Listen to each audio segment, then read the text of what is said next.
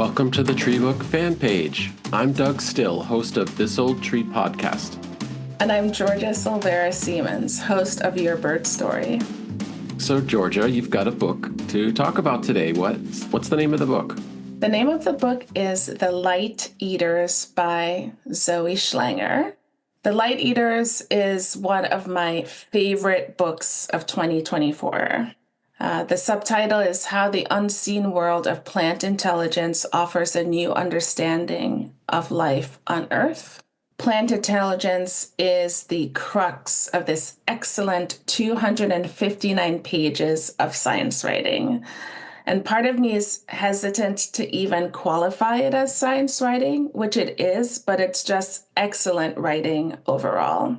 One of the things that Schlanger does really well is to show us the many perspectives that scientists hold about plant intelligence. Some scientists are embracing the idea that plants are intelligent and that their sense of the world should not be compared against human intelligence. It's a valid sense of intelligence and stands on its own separate from our human intelligence. I see. And is she a researcher herself, or is this sort of a look at the literature and other researchers? She is a science writer and has written many articles about various scientific topics. This is her first book. Got it. And I've already heard that it's receiving a lot of buzz, and I wouldn't be surprised if it wins an award or two of some kind this year.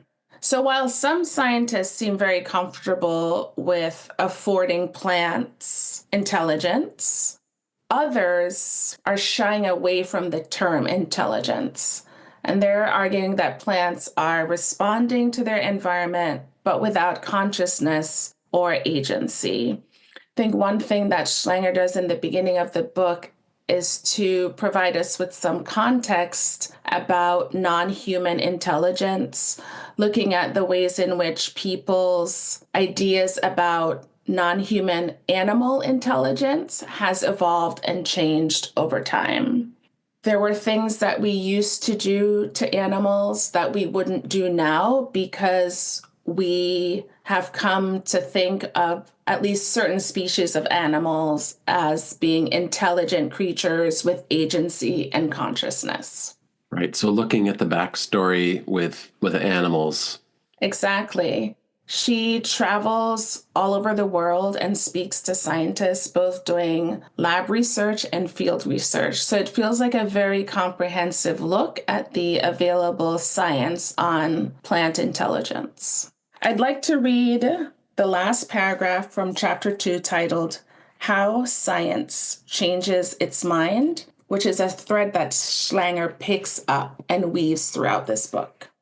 New ideas in science provoke new methods and new theories. Without revolutions, science would degenerate. It's important to keep this in perspective.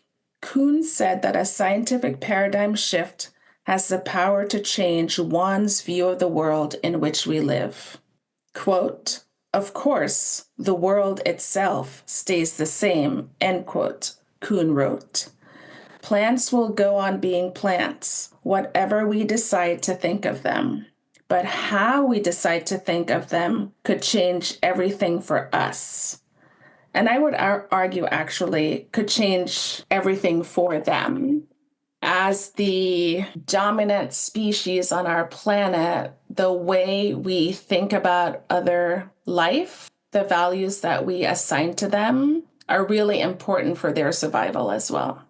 So we might care for forests, natural areas, plants in general better with this understanding. Yes, and in the book, Schlanger makes reference to the rights of nature movement that's ongoing. So in countries globally, not in the US, rivers and forests, even soundscapes have been legally recognized to have rights akin to the rights that human people have. Yeah, I know that's very controversial, but in pockets of our country and other places, that's changing a little bit. Yes, and she also points out that in indigenous communities, nature is seen as people.